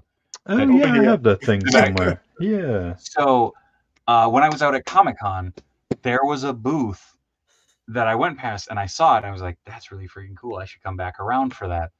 And sure enough, Patriot Studios. And I came back around and one of my friends runs up to me and is like, dude, you'll never guess what I found at this place. He holds up the liquor and I'm like, oh man, found him again. Like, all right. I'm like, glad you got it. And like the rest of the show, he was just sending me pictures of this figure just going like, it's like, damn it. That was one of those monsters. It is a great figure, but I could not get that tongue in at all. Like, it does not want to stay in. Dude, so he was saying literally he didn't put the tongue in until he got it back to the hotel that he was at, which this sounds like a very filthy story. But he ended up taking the blow dryer and just heating up the head for a minute, and then it just went in smooth as butter. Because he said, he couldn't get it. Oh, where'd it go? The head sculpt that originally came with the Earth 2 Superman looks like Ray Liotta. That's fair. Yes, it does. Still cling to the slim hope I'll find a Blackfire somewhere in the wild. Darth, I think I might know where one is. Hit me up on the Discord just to remind me, because I might be going out that way in the next day or two. But yeah, that Resident Evil is one of those franchises that I was, if it's all right asking, like how old are you, James? Oh, 42. Okay. I'm 36, so we got just a couple years between us. But it was that thing of like, I was just that little bit too young when Resident Evil 1 came out, and then when Resident Evil 2 hit, it was like, oh god. once again, we got a copy to play, and I remember my brother was into it because my brother's the same age as you, and he was in it to win it. And I remember sitting down there being like, "Okay, where are you playing, James?" And he's like, "Oh, watch. I'm gonna go past this room, watch the window." I'm like, "Okay." And then bam! Oh shit! Good times. Nothing like No, it was the same. I think I was just the right. Well, I think I was about like 13 when it came out. But again, my brother's like 8 years older than me, so he had like a PlayStation. He had all these games, but he was in the military, so he like shipped off to Bosnia, and I was like, "Oh, hello, Resident Evil." my turn to play. You had access. Nice. Oh yeah. Which going back. Oh, sorry. Son says third-party Resident Evil is the lifeline right now. Capcom's marketing department is awful. They are not allowing anything to go through. That is why any official RE stuff is pretty mediocre. I just got the MT Toys Leon 1/6 scale figure, and it's amazing. They're the only reason we have stuff from recent games that are good. There was a Resident Evil 2 Leon that came out last year. Yeah, the Lim Toys one.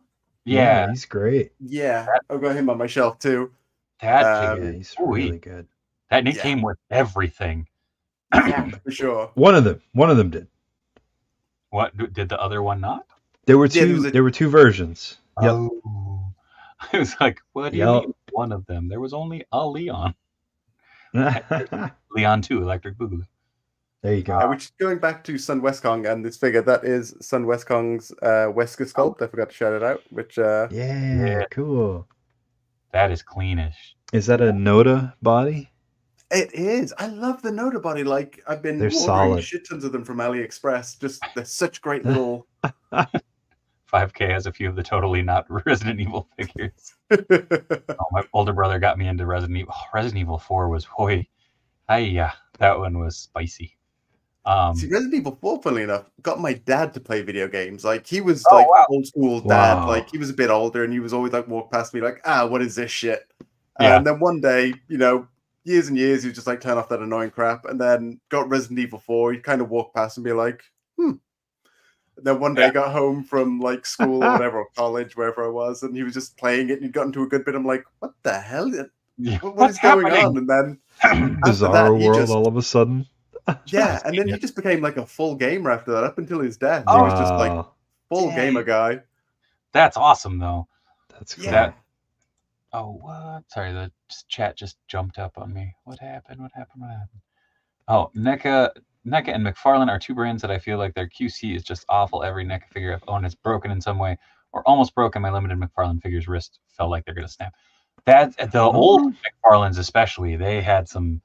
I haven't had a brittle NECA figure since the DC and Alien and Predator 2-packs. Always that was the last time. Got scared off. Yeah, I got the Green Lantern pack from that, and oh man, I remember because someone was like, "I want the Yellow Lantern Predator so bad." If anybody finds it, I'm like, "Well, I just want the Hal/John." Yeah. And I remember getting it, and I took it out of the clamshell, and the knee snapped off. I was like, "Oh, well, I can fix this." So I'm like, I'm not going to return it, because if I return it, there ain't no way I'm going to find it again. Sure enough, getting another one. I never saw them again in stores. And I actually used the John Stewart for a Blue Marvel custom, but the Hal I still have, and I'm like, I should just sell this thing. And it's just going to keep breaking. But 5K Toys, that National Citizen Superman figure looks gorgeous. It does. It's a beefy boy. Yeah, I actually recently picked up the Atom body that they've used for him, and I was thinking about making like a Bane kit for him, because he's a good size. Yeah. Again, compared to just like your average Not a Man, he's chunky as hell. That's a beefy. Yeah, dang. Like, even if you compare him to like a Mezco Batman, he is. Yeah. Chunks. See, I thought about trying to get one of those when I was doing my Tick figure, and because I was like, it's a big naked figure. Like I could paint this up, or even dye it. Perfect. And like every time I went to go grab one, it either sold out, or I just kept second guessing the wrist and the feet connections, because for the Tick, he's seamless nearly. He's a big blue body. Thankfully, I ended up using a movie Venom body from Legends, but Genius, yeah. it worked out because I mean I was thinking I'm like, oh, if I could find another one of these, this would be a great body minus the vascularity. But yeah, I don't know where. Oh, he's back. I'll grab him real quick. Give me a sec. Oh, Sunless Kong says last neck I bought was the ultimate jungle predator from the first movie. Every movement felt like it was going to break. Dude, those predators are cool. Oh, Darth says I've never had a NECA figure break on me, but I've only been buying their stuff since the Ronin line, which Oh yeah, more modern stuff you're in the has clear. been insanely great. Yeah, I've heard they just really they took the memo and they ran with it. So I think that their Universal Monsters line is one of the best toy lines that's come out in a long time. yeah, I got the Jada Toys Universals, and they don't stand like they're great to be in the Lord scale, but in terms of like sculpt and paint, that they're not. Yeah, the creature's probably the highlight of that entire wave. Oh, that is a beautiful tick. Is that Oribus's tick head? I believe so. I got so. it. I ended up grabbing it on Etsy, and honestly, I just have to go look. But yeah, he's glorious. It works, you know, like it's just a solid tick figure. I will say I don't know what it is with the plastic, but like it always feels cold. Like the actual.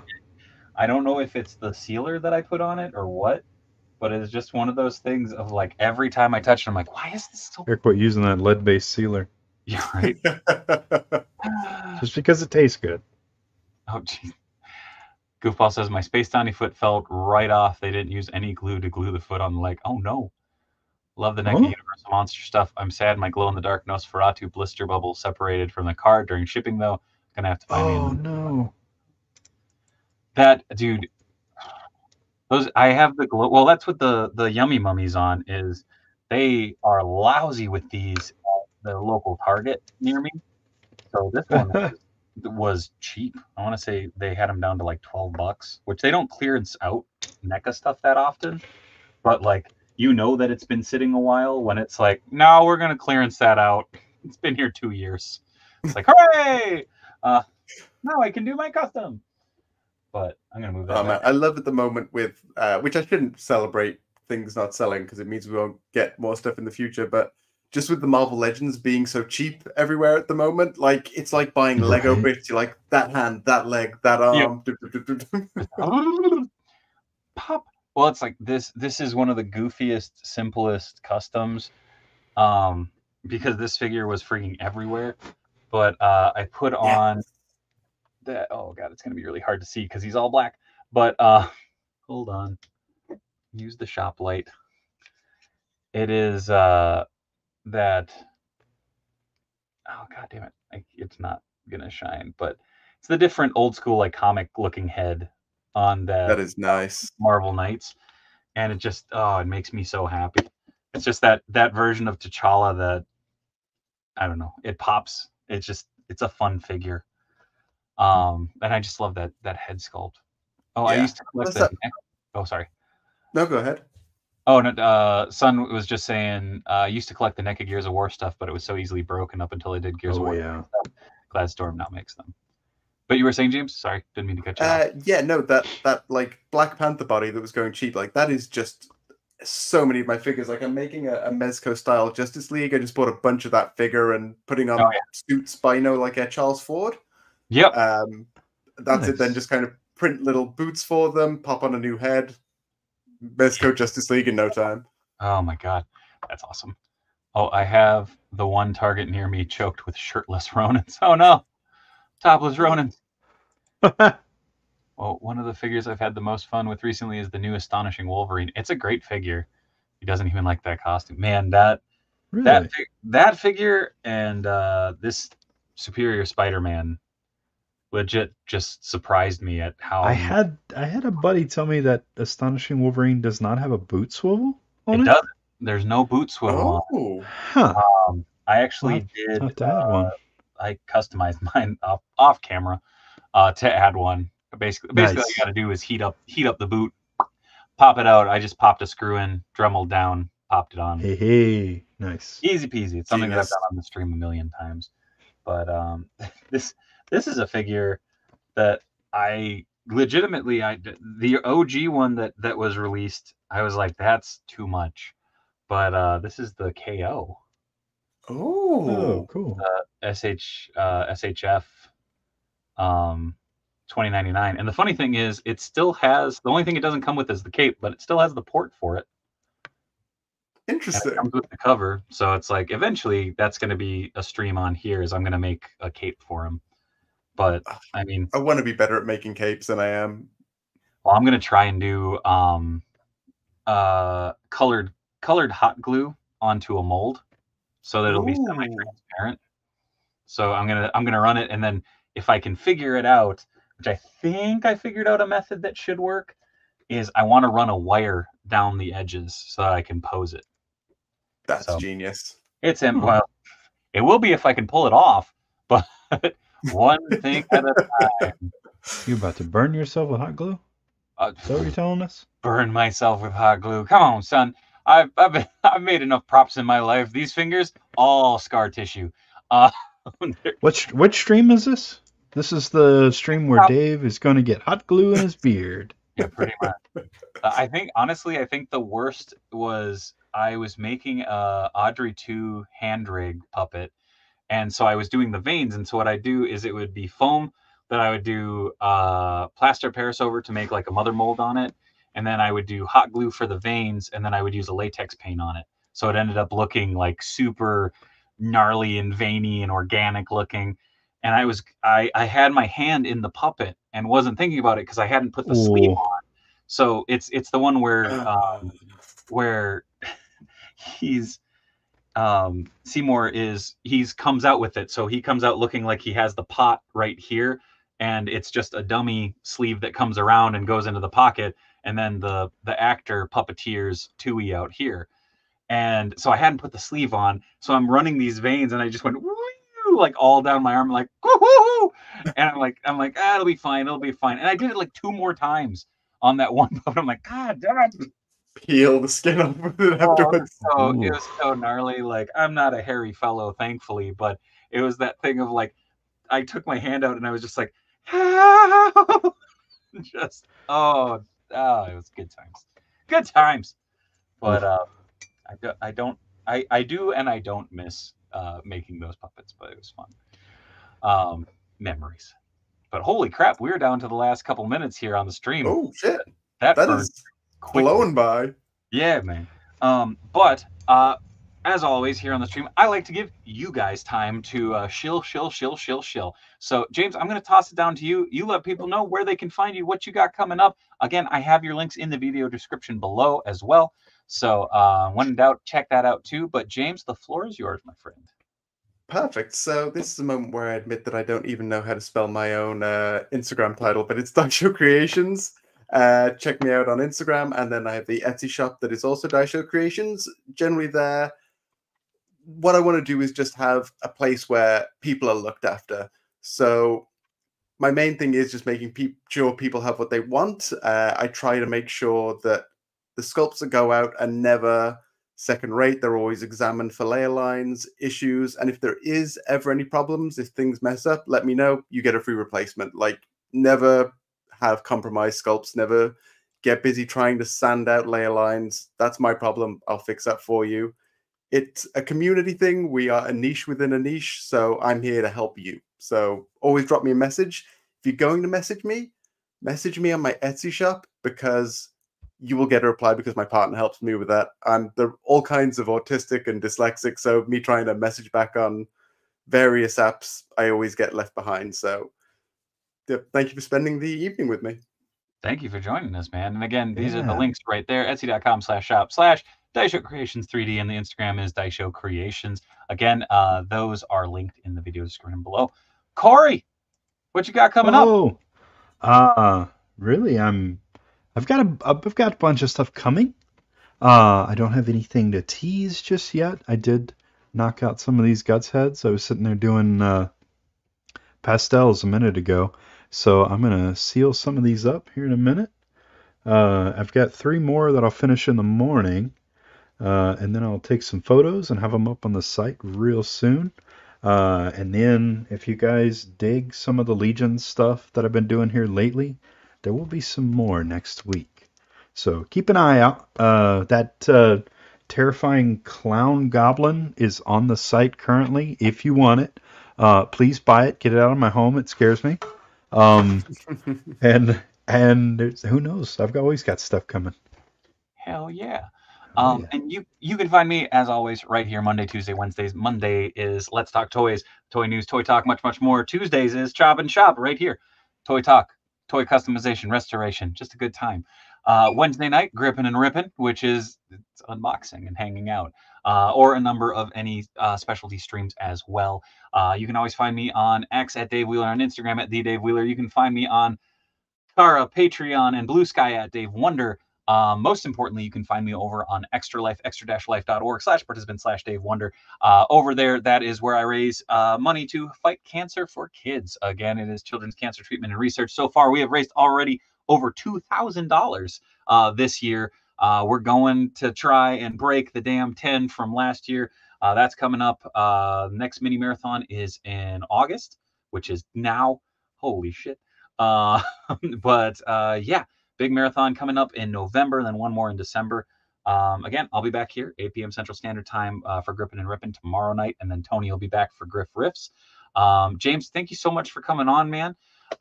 If you want to stick around for a little bit after we go offline, I'll give you a little rundown on something that I think you might dig too. But thank you, James. Thank you, Corey. Thank you, COJ, for being a part of the conversation. I really appreciate each and every one of you. As always, folks. Oh, god dang. There we go. Shaggy says, it was fun, James. There we go. Shelly later. As always, like, comment, subscribe, all that fun stuff. You know how YouTube and Twitch work. But until next time, folks, be good, be kind. Much love from Minnesota. Good night, everybody.